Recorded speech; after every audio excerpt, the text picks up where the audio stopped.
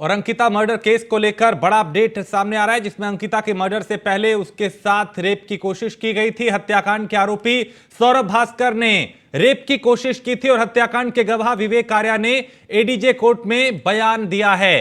अंकिता भंडारी को cold drink में शराब पिलाई गई थी और एडीजे कोर्ट में विवेक आर्या के बयान दर्ज हुआ। उस बयान में इस बात का खुलासा हुआ है, तो हत्याकांड के गवाह विवेक आर्या ने अपने बयान में इस बात का जिक्र किया, अंकिता भंडारी को कोल्ड ड्रिंक में शराब मिला के पिलाई गई थी और उसके बाद उसके साथ रेप की कोशिश की गई। तो अंकिता मर्डर केस को लेकर एक बड़ा अपडेट इस वक्त आ रहा है, जिसमें अंकिता के मर्डर से पहले उसके साथ रेप की कोशिश की गई और हत्याकांड के आरोपी सौरभ भास्कर ने रेप की कोशिश की थी। हत्याकांड के गवाह विवेक आर्या ने कोर्ट में यह बयान दिया है। उस बयान में उसने इस बात का जिक्र किया है कि अंकिता को कोल्ड ड्रिंक में शराब मिला के पिलाई गई थी और विवेक आर्या के कोर्ट में बयान अब दर्ज हुआ है।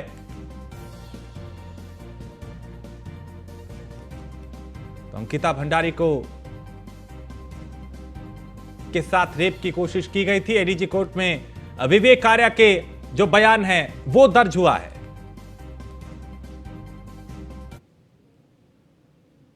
इसमें महत्वपूर्ण गवाह था क्योंकि वो वंतरा रिसोर्स में कार्य करता था। उसकी अंकिता भंडारी से जो मोबाइल में बात हुई, उसने ये बताया कि सौरभ भास्कर जो एक्यूज़ है, उसने उसे कोल्ड ड्रिंक में शराब मिलाकर वंतरा रिसोर्ट के कमरे में उसके साथ रेप करने का प्रयास किया। और ये सब बातें उसने विवेक आर्या ने अपने 164 के बयान में भी की है। जब उससे जिरह करी गई तो उसने इस बात का पूरा समर्थन किया। और इस खबर पे ज्यादा जानकारी के साथ सुदीप जैन हमारे ब्यूरो चीफ, इस खबर पे ज्यादा अपडेट के साथ। सुदीप, ये बड़ा खुलासा हुआ है कि अंकिता के साथ रेप की कोशिश की गई थी। जो बयान दर्ज किया गया है उसमें कई खुलासे हुए हैं। जी बिल्कुल, देखिए उत्तराखंड में खासा चर्चित रहा था अंकिता हत्याकांड। पूरा आक्रोशित था उत्तराखंड, गढ़वाल हो, कुमाऊं। इस घटना के बाद देश भर में ये विषय चर्चाओं में था। अब चूंकि पूरा मुकदमा जो दर्ज हुआ था ट्रायल पर आ चुका है, कोर्ट में गवाह, जिरह और बयान शुरू हो गए हैं, तो निश्चित तौर पे जो रिजॉर्ट कर्मी है उसके बयान महत्वपूर्ण होंगे, क्योंकि उसकी अंकिता से बातचीत हो रही थी और अंकिता ने फ़ोन पर उससे अपनी ये परेशानी बताई कि उसको ज़बरदस्ती कोल्ड ड्रिंक में नशीला पदार्थ या शराब रूप में कुछ पिलाकर उसके साथ दुराचार की, रेप की कोशिश की गई। तो कहीं ना कहीं जो पूर्व से बातें आती रहीं कि अंकिता पर दबाव बनाया जाता था, वीआईपी गेस्ट को बुलाना था, उसको जबरदस्ती इस गलत काम में, इस गलत पेशे में धकेलने के प्रयास किए जा रहे थे। तो इस आज जो ये कोर्ट में बयान हुआ है, इस महत्वपूर्ण बयान को इसी कड़ी से जोड़कर देखा जाना चाहिए कि उसको वेश्यावृत्ति में धकेलने की कोशिश थी। हालांकि इन धाराओं में मुकदमा भी कायम है। तो जब ये बयान शुरू हुए, अब हालांकि इस पर होगी क्रॉस क्वेश्चनिंग होगी, अदालत की अपनी प्रक्रिया है, परंतु जो बयान है ये बहुत महत्वपूर्ण है कि उसको रेप के लिए, उसका रेप करने की कोशिश थी और उसको एक प्रकार से इस गलत धंधे में उतारने का प्रयास था आने वाले समय में। यानी इस बयान के बाद दोषियों को उनके किए के अंजाम तक पहुंचाने में बेहद काफी हद तक मदद मिलेगी। जी, एक महत्वपूर्ण विषय तो है ही। हालांकि अभी बहुत गवाही होनी है। गवाह के बाद क्रॉस गवाही होती, क्रॉस क्वेश्चनिंग होती है और तब अदालत अपना फैसला सुनाती है और अदालत के फैसले के बाद अपील की भी व्यवस्था होती है। परंतु शुरुआत में यदि ये बयान आ रहा है तो ये सीधे तौर पर इशारा करता है कि अंकिता को फंसाया जा रहा था इस गलत धंधे में उतरने के लिए, उसकी शुरुआत की जा रही थी। और चूंकि वंतरा रिजॉर्ट है जहाँ बहुत कम लोगों का आना जाना था, रिजॉर्ट में सामान्य तौर पर हर एक व्यक्ति नहीं आता, वही आता है जो या तो जिसका रूम बुक होता है या जिसे वहाँ रेस्टोरेंट आदि आना होता है या भोजन वगैरह करने आना होता है। तो रिजर्व प्रॉपर्टी होती है, होटल हो चाहे रिजॉर्ट हो।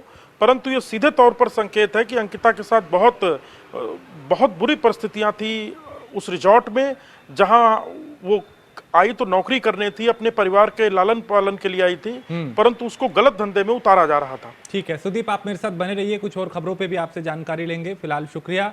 तो इस मामले में बड़ा खुलासा हुआ है, बयान दर्ज किया गया है और उसमें यह आरोप लगाया गया कि अंकिता के साथ रेप की कोशिश की गई थी। उसे कोल्ड ड्रिंक में शराब मिला के पिलाई गई थी और उसके साथ गलत करने की कोशिश की गई थी। आगे बढ़ते हैं। उत्तराखंड की धामी सरकार प्रदेश में सेतु आयोग का गठन करने जा रही है, जिसे लेकर कैबिनेट से मंजूरी मिल चुकी है। अब आयोग का ढांचा तैयार किया जा रहा है, जिसके बाद इसी महीने तक आयोग का गठन भी हो जाएगा, जिसे लेकर कैबिनेट से मंजूरी मिल चुकी है। अब आयोग का ढांचा तैयार किया जा रहा है, जिसके बाद इसी महीने तक आयोग का गठन भी हो जाएगा। राज्य योजना आयोग पहले 5 साल के लिए प्लान और नॉन प्लान तैयार करता था, लेकिन उत्तराखंड में अब प्लान और नॉन प्लान के तहत काम नहीं किया जाता है, जिसको लेकर राज्य योजना आयोग का कोई औचित्य नहीं बचा और इसी के चलते सरकार सेतु आयोग का गठन कर रही है। सेतु आयोग की जो काम है वो काफी हद तक यही होगा कि कैसे व्यवस्था को और बेहतर किया जाए, जिसके नाम से ही साफ है कि आयोग सशक्त उत्तराखंड बनाने को लेकर काम करेगा। कैसे उत्तराखंड को और सशक्त बनाया जाए, कैसे उत्तराखंड को और बेहतर बनाया जाए, इसको लेकर इस आयोग की महत्वपूर्ण भूमिका होगी।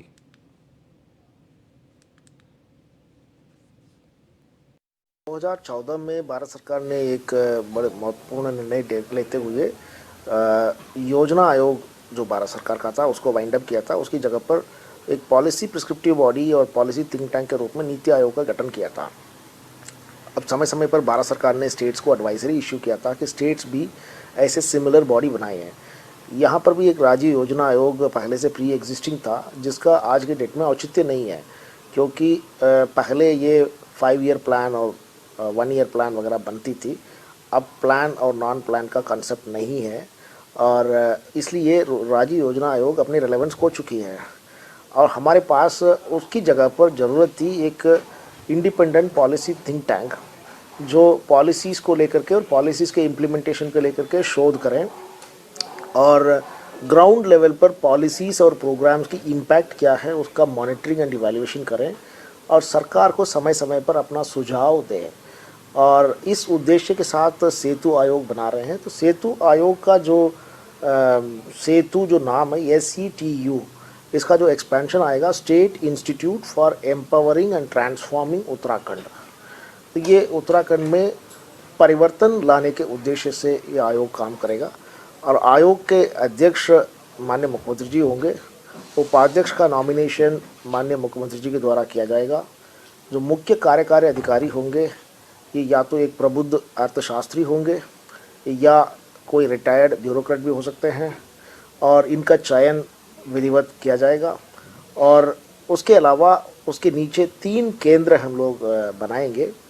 तो उसमें सामाजिक और आर्थिक विकास को लेकर के एक केंद्र बनेगा, एक केंद्र सुशासन और लोक नीति को लेकर के बनेगा और एक तीसरा केंद्र है मॉनिटरिंग एंड इवैल्यूएशन के लिए बनेगा और एविडेंस बेस्ड प्लानिंग उसका रिस्पॉन्सिबिलिटी होगा।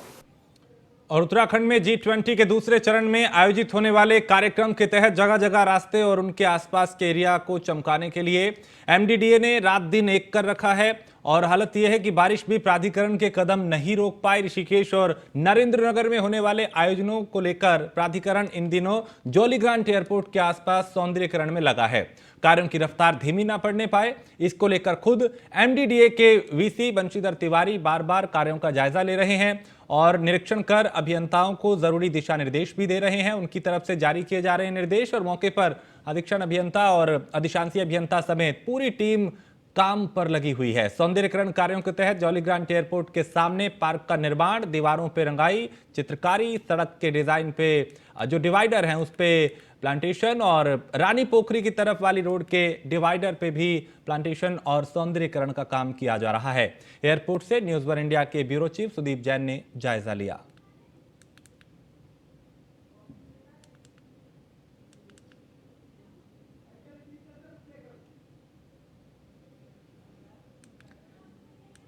तो यहाँ पे सौंदर्यीकरण का जो काम है वो किया जा रहा है। MDDA के VC बंशीधर तिवारी यहाँ का लगातार जायजा भी ले रहे हैं और G20 के दूसरे चरण में होने वाले कार्यक्रम की तैयारी जारी है। G20 शिखर सम्मेलन के दूसरे चरण की तैयारियां अंतिम दौर में हैं। 24 से 28 मई तक आयोजित होने वाले इस आयोजन के लिए MDDA ने दिन रात मेहनत करके ऋषिकेश एयरपोर्ट से लेकर नरेंद्रनगर के मार्ग को बहुत बेहतर तरीके से सजाया संवारा है और इस वक्त भी काम चल रहा है। इस वक्त मैं एयरपोर्ट पर मौजूद हूँ और यदि आपको एक मैं नज़ारा दिखाऊं तो बहुत अच्छे तरीके से नई सड़क तैयार की गई है, जबकि साज सज्जा का भी काम चल रहा है और जो वॉल है, वॉल को भी पेंट किया गया है। बीते 3 दिनों जो बारिश और बर्फबारी हुई, इस बारिश और बर्फबारी में भी इस मार्ग का काम जारी रखा गया, क्योंकि मुख्य सचिव ने 1 मई की डेडलाइन दी थी। उत्तराखंड के रामनगर में G20 समिट का पहला फेज संपन्न हो चुका है और नरेंद्र नगर में जो VVIP गेस्ट आने हैं वो इसी एयरपोर्ट पर आएंगे और इसी रोड का इस्तेमाल करते हुए वो अपने गंतव्य स्थान पर जाएंगे, कोई कमी न रह जाए। इसलिए VC MDDA बंशीधर तिवारी स्वयं इस पूरे मार्ग पर निगाह बनाए हुए हैं और दिन रात इस पूरे ट्रैक पर वो निगहबानी कर रहे हैं। उत्तराखंड से G20 का जो पहला चरण था वो शानदार तरीके से संपन्न हुआ। खुद भारत सरकार के वरिष्ठ अफसरों ने इसकी तारीफ की। अब दूसरे चरण की तैयारी अंतिम दौर में है। कैमरा सहयोगी अंजीत के साथ सुदीप जैन, न्यूज़ 1 इंडिया, देहरादून। और अब अल्मोड़ा का रुख करेंगे, जहां मुख्यमंत्री पुष्कर सिंह धामी इस वक्त संबोधित कर रहे हैं। सभी प्रिय छोटे छोटे मेरे प्यारे बच्चे और जिनका आज मुझे यहाँ पर पूज्य बाबा जी की कृपा से 1100 कन्याओं का पूजन करने का शुभ अवसर प्राप्त हुआ, ऐसी हमारी सभी पूज्य कन्याएं हमारे प्रशासन की तरफ से जिलाधिकारी वंदना जी, पुलिस अधीक्षक रचिता जी एवं सभी आए हुए गणमान्य, मैं सबसे पहले तो आज आप सभी को इस आध्यात्मिक केंद्र, इस धार्मिक केंद्र, इस सांस्कृतिक केंद्र श्री कल्याणिका हिमालय देवस्थानम डोल आश्रम की वार्षिकोत्सव की हार्दिक बधाई एवं शुभकामनाएं देता हूं कि बहुत शानदार भव्य कार्यक्रम यहाँ पर संपन्न हो रहा है पूज्य बाबा जी के आशीर्वाद से। और इस महत्वपूर्ण कार्यक्रम के माध्यम से आज बहुत शुभ दिन है।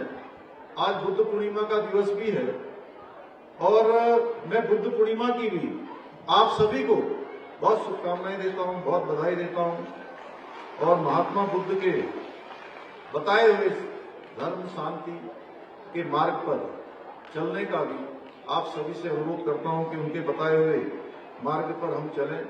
आज पूज्य बाबा जी के द्वारा मेरे हाथों आश्रम में स्थापित भगवान नर नारायण की प्रतिमा के अनावरण पर और पूज्य कन्याओं के पूजन जो मेरे हाथों से करवाया है, मैं उसके लिए पूज्य बाबा जी को प्रणाम करता हूं, नमन करता हूं और अपने आप को सौभाग्यशाली समझता हूं कि उन्होंने ये शुभ कार्य, ये पूज्य कार्य मेरे हाथों से संपन्न करवाया। भाइयों बहनों, डोल आश्रम जैसे ध्यान पीठ की स्थापना, जिसका उद्देश्य आज निश्चित रूप से धीरे धीरे अपने उद्देश्य की पूर्ति के लिए आश्रम के प्रबंधक और यहां से जुड़ा हुआ प्रत्येक व्यक्ति जिस प्रकार अनथक प्रयास कर रहा है वह अभूतपूर्व है। और जहां पूज्य बाबा जी की सोच है कि आने वाले समय में इस क्षेत्र से पलायन पर रोक लगे, यहाँ के लोगों को यहीं पर काम करने का अवसर मिले, उस क्षेत्र में बहुत बड़ा ये केंद्र सभी के अंदर कहीं न कहीं जागृति लाने का काम, कहीं न कहीं उनको उस दिशा की ओर प्रेरित करने का काम भी कर रहा है। यह आश्रम जहां एक और धार्मिक जो हमारा पर्यटन है उस पर्यटन को बढ़ावा दे रहा है, वहीं युवाओं को भारतीय संस्कृति के बारे में शिक्षित करने का महान कार्य भी इस आश्रम के माध्यम से हो रहा है। और हमारे जैसे सांस्कृतिक प्रदेश जहां पर इतने देवस्थान हैं, किसी भी जगह चले जाए, मैं समझता हूं कि इस भूमि पर जन्म लेना अपने आप में बहुत बड़ा सौभाग्य है। और मुझसे लोग कहते हैं कि हम किधर जाएं, कभी कभी कहते हैं हम किस स्थान को जाएं, तो मैं बाबा जी उनसे कहता हूं आज आपके आशीर्वाद से, भगवान की कृपा से जितना मुझे काम करने का अवसर मिला है, मैं कहता हूं किसी तरफ चले जाइए, हर जगह हमारे यहाँ देवी देव है, हर जगह देवी देव, महादेव, हर पर्वत पर, हर केदारनाथ धाम में बर्फबारी और बारिश के चलते यात्रा को रोकना भी पड़ा, लेकिन गुरुवार को भैरव ग्लेशियर में ग्लेशियर टूटने की वजह से भी कई घंटों यात्रा बाधित रही। लेकिन एसडीआरएफ की टीम ने केदारनाथ धाम के पैदल मार्ग में कुबेर गधेरे और भैरव ग्लेशियर के पास कई घंटों की मेहनत के बाद पैदल रास्ते को तैयार कर दिया, जिसके बाद श्रद्धालु यात्रा पड़ाव से आगे की यात्रा के लिए रवाना हो गए। तस्वीर में आप देख सकते हैं किस तरह एसडीआरएफ के जवानों ने ग्लेशियर को काट के पैदल रास्ता तैयार किया, जिससे यात्रा केदारनाथ धाम जो यात्री हैं, जो श्रद्धालु हैं, ताकि वो केदारनाथ धाम पहुंच सकें।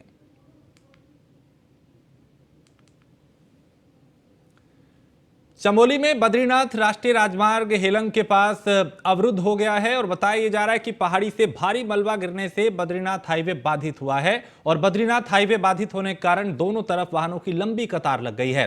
बद्रीनाथ हाईवे बाधित होने के कारण यहां 5 किलोमीटर तक लंबा जाम लग गया है, जिससे यात्रियों को कई तरह की परेशानियों का भी सामना करना पड़ा। दरअसल बद्रीनाथ राष्ट्रीय राजमार्ग पे हेलंग के पास पहाड़ी दरक गई, यहां चट्टान टूट के हाईवे पे आ गई। जैसे ही पहाड़ी दरकी, हाईवे पे अफरा तफरी मच गई और लोग डर से इधर उधर भागने लगे।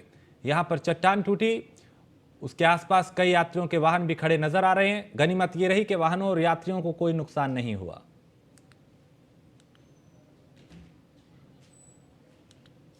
तो ये तस्वीर देखिए जहां पे पहाड़ी का एक हिस्सा जो है वो दरक के सड़क पे आ गिरा और यहां जो लोग, गनीमत ये रही कि जिस वक्त ये हुआ उस वक्त यहां से कोई गुजर नहीं रहा था। ये तस्वीरें डरावनी हैं, क्योंकि अगर कोई यहां से वाहन गुजर रहा होता तो बहुत बड़ा हादसा हो सकता था।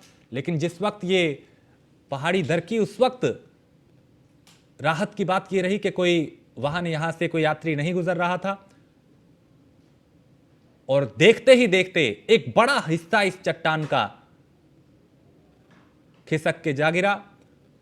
यातायात इससे कई घंटों तक बाधित रहा। तो चारधाम यात्रा शुरू हो चुकी है और हेली सेवा की बुकिंग भी जोरों पर चल रही है। इसे देखते हुए साइबर ठग भी सक्रिय हो गए हैं। यात्रा की हेली सेवा के नाम पे फर्जी वेबसाइट चला के ठगी की जा रही है। उत्तराखंड पुलिस की स्पेशल टास्क फोर्स ने हेली सेवा के नाम पे ठगने वाली 15 फर्जी वेबसाइट पकड़ी है। वेबसाइट को तत्काल बंद करा दिया गया और संचालकों की तलाश की जा रही है। तो यात्रियों को भी सलाह दी जा रही है कि हेली सेवा बुकिंग से पहले सावधानी बरतें। वेबसाइट से बुकिंग कर रहे हैं उसके बारे में जानकारी जुटाएं, जिससे कि ठगी का शिकार ना हो पाए। केदारनाथ धाम में जो हेली सर्विसेज चलती हैं उसकी बुकिंग को लेकर गत वर्षों में काफ़ी शिकायतें प्राप्त हुई थी कि काफ़ी लोगों के साथ में धोखाधड़ी की गई थी। तो उसी को ध्यान में रखते हुए एसटीएफ के द्वारा इस बार प्रिवेंटिव कार्रवाई की जा रही है, जहां पहले से ही ऐसी वेबसाइट्स की जानकारी करके उनको ब्लॉक कराया जा रहा है, उनको डाउन कराया जा रहा है, जिससे कि जो लोग हैं उनके साथ में किसी प्रकार की धोखाधड़ी ना हो पाए। इसमें अभी तक हमने 15 वेबसाइट्स को चिन्हित करके उनको डाउन करा दिया है। और भी आगे जैसे जैसे वेबसाइट्स हमारी नॉलेज में आएंगी उनको हम तत्काल बंद। और लैंड जिहाद पे नैनीताल में भी कार्रवाई शुरू हो गई है। नैनीताल में वन विभाग ने आयरपाटा में बनी मजार को तोड़ दिया है। वन भूमि में यहां सैयद बाबा की मजार बनी थी, जिसको हटाने के लिए वन विभाग ने पहले नोटिस दिया और अब इस पर कार्रवाई की। इसके साथ ही नैनीताल में मेट्रोपोल कंपाउंड में शत्रु संपत्ति भारत सरकार की जमीन पर अवैध कब्जा कर बैठे 128 अतिक्रमणकारियों को प्रशासन ने नोटिस जारी किया है। जिला प्रशासन की तरफ से जारी नोटिस में कहा गया कि 15 दिनों के भीतर वो साक्ष्य जिला प्रशासन के सामने रखें, नहीं तो वो मकान और जमीन को खाली करें। बता दें कि नैनीताल की शत्रु संपत्ति की जमीन पे बाहरी लोगों ने कब्जा किया है, लेकिन अब इसको हटाने के लिए नोटिस जारी कर दिया गया है।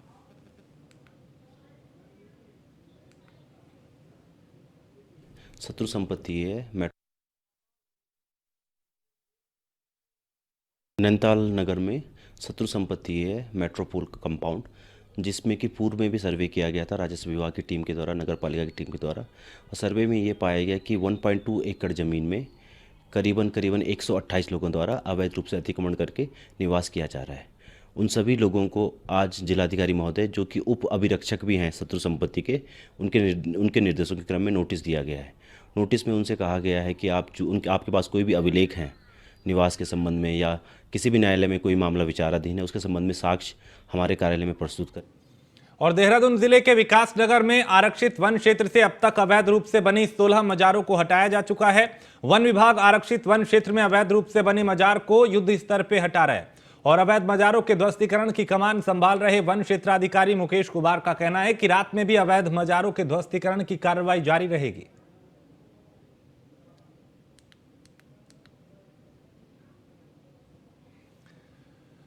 और चमोली पुलिस की टीम ने डॉग स्क्वाड के साथ जिले में तलाशी अभियान चलाया। इस दौरान जनपद में आने जाने वाले वाहनों और संदिग्ध व्यक्तियों की जांच की जा रही है, चेक किया जा रहा है, तलाशी ली जा रही है। तलाशी के दौरान बेला डॉग्स की सहायता से एक ड्रग तस्कर को गिरफ्तार किया गया है, जिसके पास से 2.5 किलो भांग की पत्ती बरामद की गई है। आरोपी का नाम सुंदरपुरी है, जो कैथल हरियाणा का रहने वाला है।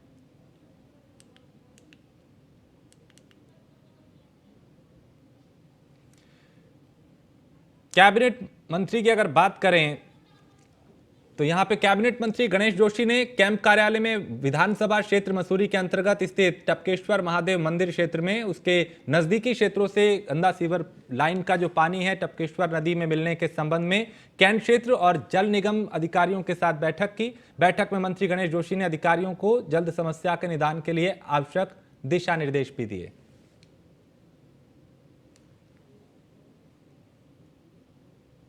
वहां का जो जल है आचमन के योग्य नहीं है।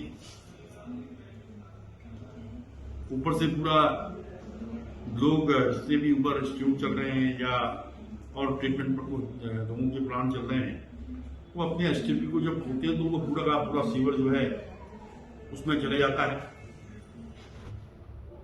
आज जैसे ही मुझे सुबह माननीय बहन जी का फोन आया और जैसे मेरी कार्यक्रम की सेट है, मैंने तुरंत जीओसी सवेरिया,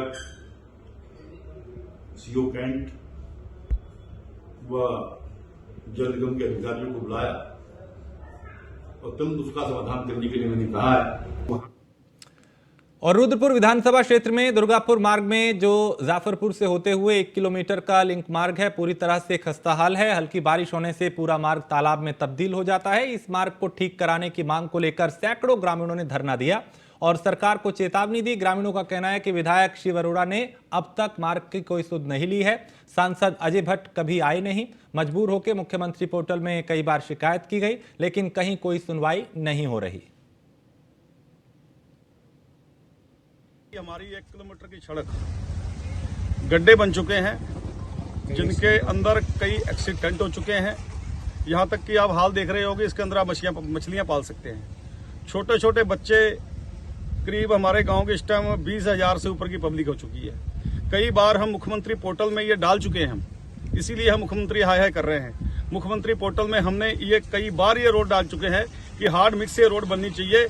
और इस पर कई दुर्घटनाएं हो चुकी हैं। एक बार तो मैं ही गिर चुका हूं। एक बार मेरे सामने एक लेडीज बच्चे को लेके जा रही थी, उसका बहुत ज़्यादा एक्सीडेंट हो गया, बल्कि बच्चे की टांग भी टूट गई। वो लगभग 1-1.5 साल का बच्चा होगा। कई बार हम स्थानीय विधायक से, उस समय ठुकराल जी थे, वर्तमान में शिव अरोड़ा जी हैं, या प्रधान जी कह रहे हैं हमने मुख्यमंत्री पोर्टल पर भी इसको डाल रखा है, तो ये क्यों नहीं बन रहा है? क्या किसी मतलब बहुत बड़े दुर्घटना को जब देखेंगे उसके बाद ही करेंगे? हमारी मांग है कि हमारे गांव का ग्राम सभा बुकसरा रोड बहुत ही टूटा फूटा है और यहाँ आए दिन कई बच्चे, हजारों बच्चे स्कूल से यहाँ जाने के लिए डरते बच्चे। और इसी के साथ इस बुलेटिन में फिलहाल इतना ही। आप बने रहिए न्यूज़ वन इंडिया के साथ।